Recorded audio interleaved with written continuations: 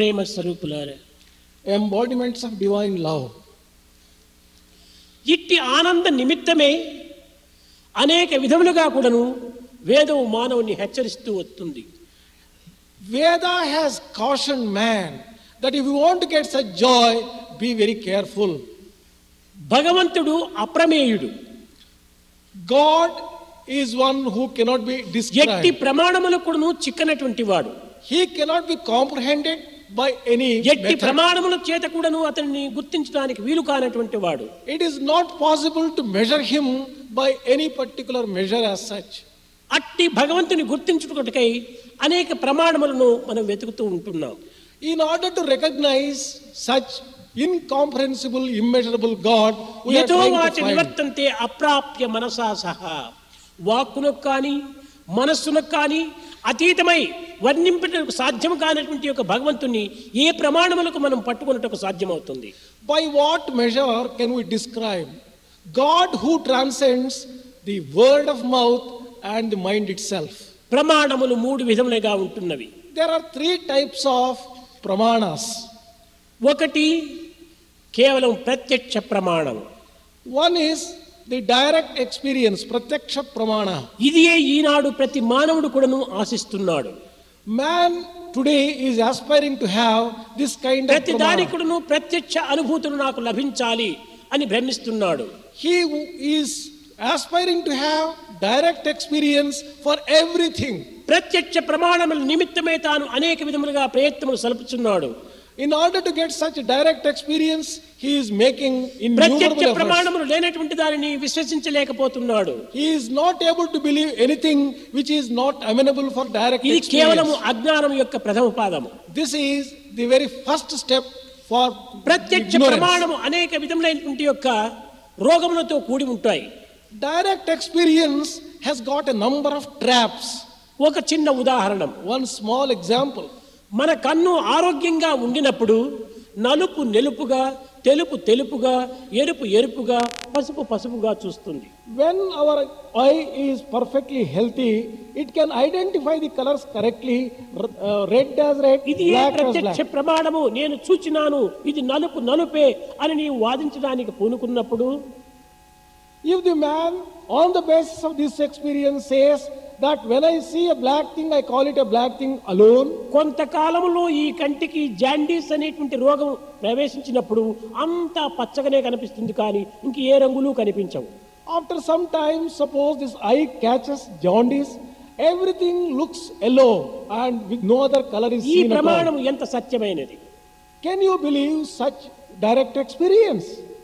కనుకనే ఇంద్రియములతో కూడినటువంటి ప్రమాణములు మార్పు చెందేటువంటివి. All experiences based upon the sense organs are not truly direct అనేక మంది experience. శాస్త్రజ్ఞులు ఇట్టి ప్రత్యక్ష ప్రమాణమును కూడాను ఆశిస్తూ ఉంటారు. Number of scholars want to have this kind of direct ఎట్లనగా experience. రాత్రి చూచినప్పుడు పాలుగా ఉంటాయి, Night when he looks at milk, it is in the form of milk. రాత్రి ఆ పాలలో తోడంట వేసినప్పుడు తెల్లవారేటప్పటికి పెరుగవుతుండాలి. When you curdle the milk in the night, by the morning పాలు it becomes పెరుగుగా curd. మారింది, ఇది ప్రత్యక్ష ప్రమాణము. The milk has become curds. This is a direct ఇది experience. భౌతికమైన ప్రాకృతమైన ప్రమాణములు. This is physical and worldly experience. ఇది ఆధ్యాత్మికములకు ఏమాత్రము కూడాను అన్వయించవు. This is not applicable to the spiritual world and spirituality. ఎందుకంటే ఈ ప్రత్యక్షంతో అనుభవించేటువంటి సర్వేంద్రియములు కూడాను మార్పు చెందేటువంటివి. The reason is all these sense organs, which are the instruments of direct experience, they themselves మార్పు undergo చెందేటువంటి change. ఇంద్రియములు మార్పు చెందనటువంటి యొక్క సత్యాన్ని గుర్తింపడానికి వీలు కాదు. Therefore, it is not possible to understand and comprehend transcendental truth through sense organs. రెండవది అనుమాన ప్రమాణము. The second one is inference, anumana. దూరముగా ఉండినటువంటి కొండను మనం చూచినప్పుడు అక్కడ పొగ వస్తుంటాది. When you take a look at a distant hill, you see smoke there. పొగ అగ్ని యొక్క ప్రతిబింబము. Smoke is an indication of fire. కానీ పొగను చూచి అగ్ని అని మనం విశ్వసిస్తున్నాము. On account of the smoke, we believe that there must be some fire. కానీ అగ్ని మనకు కనిపించదు. But you do not see fire from అది distance. అగ్నియో లేక ఆవిరియో, It may be fire or it may be కానీ some పొగ vapors. మాత్రం కనిపిస్తుండాలి. But you can see smoke there. కానీ అగ్నిని చూడకుండా పొగను చూచి అగ్ని ఉన్నదని విశ్వసించుకోవటం ఇది ఒక అనుమాన ప్రమాణమే. This is based upon inference. When you see smoke and infer from that there must be some fire. ఒక మనిషి వస్తున్నట్టుగా ప్రతిబింబంలో కనిపిస్తుంది. Through a shadow you feel that some person is అది coming. ఏదో ఒక మనిషి వస్తున్నాడని మాత్రమే చెప్పవచ్చును, కానీ పలాని మనిషి వస్తున్నాడని మాత్రం చెప్పడానికి వీలు కాదు. When you see some shadow moving, you may be able to say that some person is coming. But you కాబట్టి cannot, ఈ యొక్క ప్రమాణం అనేటువంటి ప్రతిబింబ ప్రమాణం అనేటువంటిది ప్రత్యక్షంగా మనము అనుభవించడానికి వీలు కాదు. therefore you cannot say which specific person is coming by merely seeing the shadow. ఈ షాడోను చూచి, నీడను చూచి పలాని వారిని ఎవరైనా చెప్పగలరా? Can any person say by looking at the shadow which particular person is coming? కనుక ఎవరో ఒక మనిషి వస్తున్నాడు కానీ పలాని వాడని చెప్పుటకు వీలు కాదు. కనుక ఇది అనుమాన ప్రమాణం. You can say that some person is coming, but you cannot say a specific particular person is coming. This is by inference. ఇంకా మూడవది శబ్ద ప్రమాణము. The third one is based upon the sound. ఈ శబ్ద ప్రమాణం ఏమనగా, This Shabda Pramana is like this. కొంతమంది ప్రశాంతి నిలయముకు వచ్చి ప్రశాంతి నిలయం యొక్క వాతావరణమును, ప్రశాంతి యొక్క భవనమును, ప్రశాంతి యొక్క దృశ్యములను తాను అనుభవించి తిరిగి రానటువంటి వారి దగ్గరికి వెళ్ళి ప్రశాంతి నిలయం ఇట్లా ఉంది అట్లా ఉంది అని చెప్పినప్పుడు ఇది కేవలం ఒక శబ్ద ప్రమాణం. Some people who visit Prasanthi Nilayam enjoy the beautiful environment, have a look at the mandir and various experiences. They go back home and describe their తెలుసుకున్నటువంటి experiences. వాడు తెలియనటువంటి వానికి తెలుసుకున్న విషయాన్ని చెప్పటమే ఇది శబ్ద ప్రమాణం. The person who knows explaining to the person who does not know by words, that is Shabda అది Pramana, ఏ వేదం. and that is Veda. వేదము శబ్ద ప్రమాణము. Veda is an example for Shabda Pramana. కనుక తెలియనటువంటి ప్రతి మానవుడు కూడాను వేదము చెప్పేటువంటి ప్రమాణములనే ప్రత్యక్ష ప్రమాణములుగా గుర్తించి వర్తించడం అత్యవసరము. Therefore it is necessary for all those people who really do not know, who are ignorant, to have full faith in Vedas and conduct themselves accordingly. దీనికి ప్రత్యక్షం ఏమిటని గుర్తించడానికి ప్రయత్నిస్తే ఇది కేవలం విఫలుడవుతాడు. If one wants to have direct experience, one would not be able to have from Vedas. జీవితంలో ప్రతి విషయమునందు కూడాను ఈ ప్రత్యక్ష ప్రమాణం అనేటువంటిదే ప్రధానమైనటువంటి యొక్క శాస్త్రంగా విశ్వసిస్తూ వచ్చారు. Some people have considered that direct experience in life alone is the real experience and real proof. ఈ శబ్ద ప్రమాణం అనేటువంటిది నిస్సందేహము. This Shabda Pramana is absolutely true. ఈ ప్రమాణములలో కూడాను రెండు విధములైన ప్రమాణం ఉంటున్నవి. There are two types of proofs or pramanas. వైదిక ప్రమాణము, లౌకిక ప్రమాణము. One is Vaidika Pramana, the other is Laukika Pramana. లౌకిక ప్రమాణము భగవంతుని గురించి చెప్పలేదు. This Laukika Pramana cannot explain about God. కేవలము వైదిక ప్రమాణము మాత్రమే భగవంతుని గురించి వివరించడానికి పూనుకుంటుంది. It is only the Vaidika Pramana which attempts to describe God. శాస్త్రయో నిత్య అనగా దీనినే శాస్త్రము, ఈ శాస్త్రములకు సంబంధించినటువంటి ప్రమాణమే అలౌకిక ప్రమాణము అని కూడాను.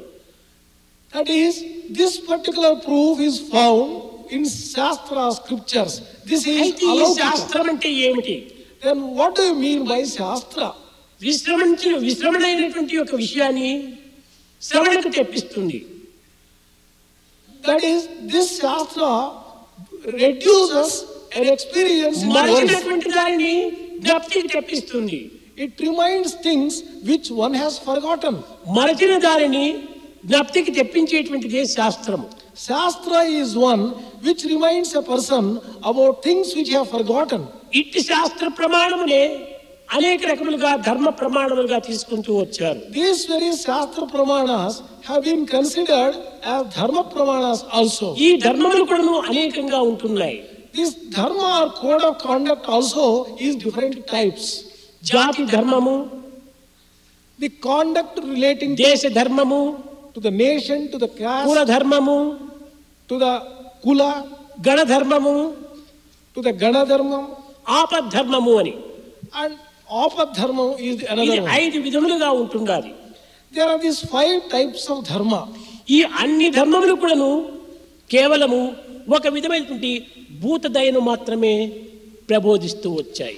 All these dharmas, all these codes have been teaching kindness to beings, compassion to beings. భూతదయనే ప్రధానమైనటువంటి ధర్మంగా విశ్వసిస్తూ వచ్చింది. They firmly believe that kindness and compassion to beings is the most భూత important. ప్రీతియే ప్రధానమైన దైవ ప్రీతిగా విశ్వసింపజేస్తుంది.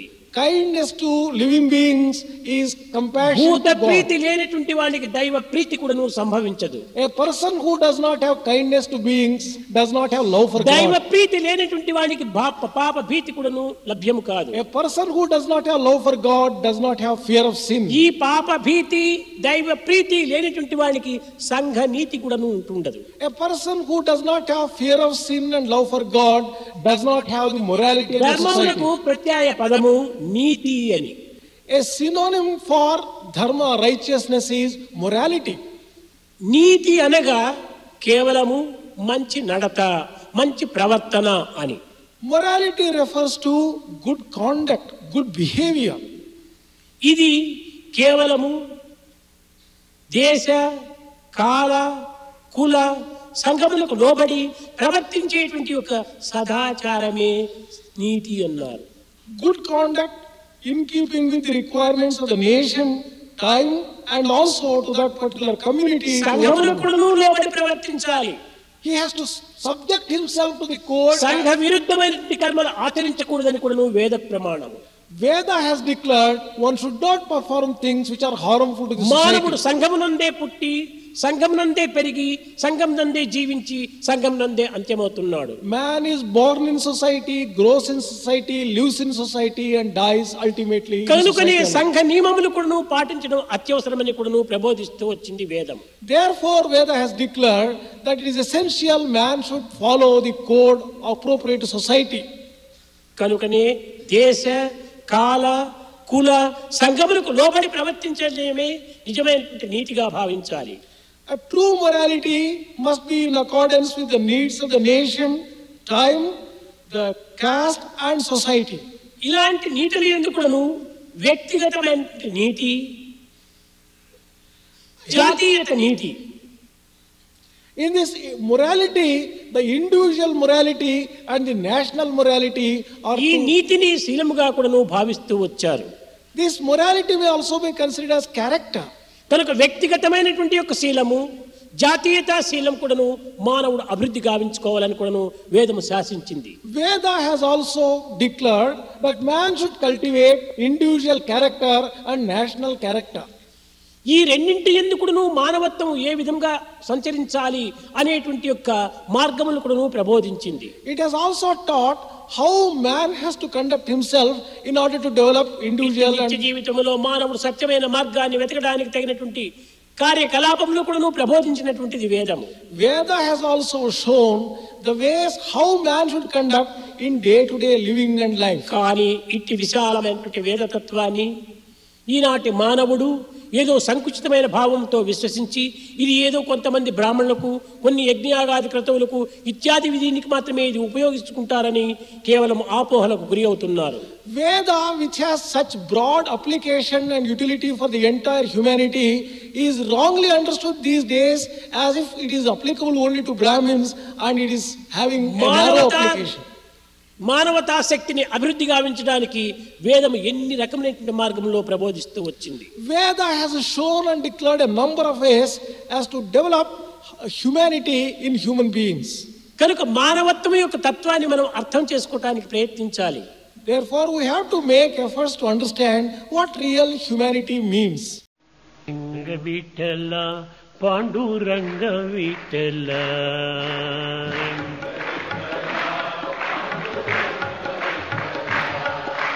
రంగ విఠల పాండురంగ విఠల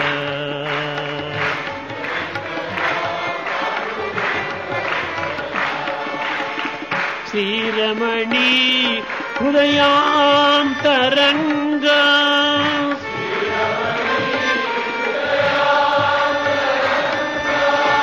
శ్రీరమణి హృదయాంతరంగ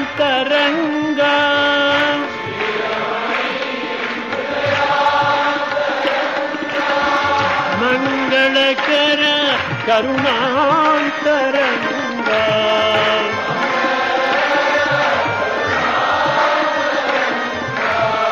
ಮಂಗಳಕರ ಕರುಣಾಂತರಂಗ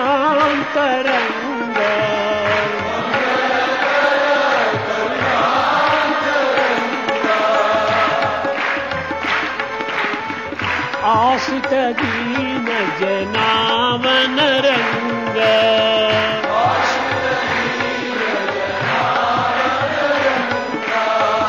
ಆಶ್ರಿತ ದೀನ ಜನಾವನರಂಗ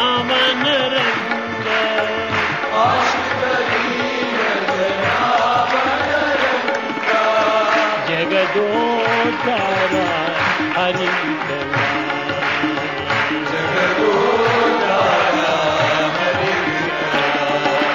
ರಂಗ ವಿಠಲ ಪಾಂಡುರಂಗ ವಿಠಲ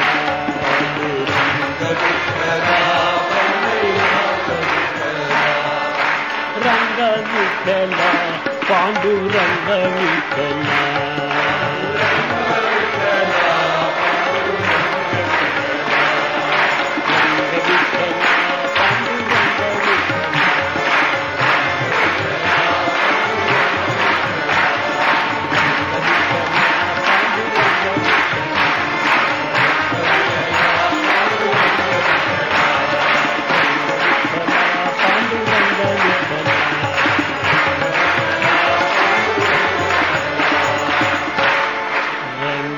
ವಿಠಲ ಪಾಂಡುರಂಗ ವಿಠಲ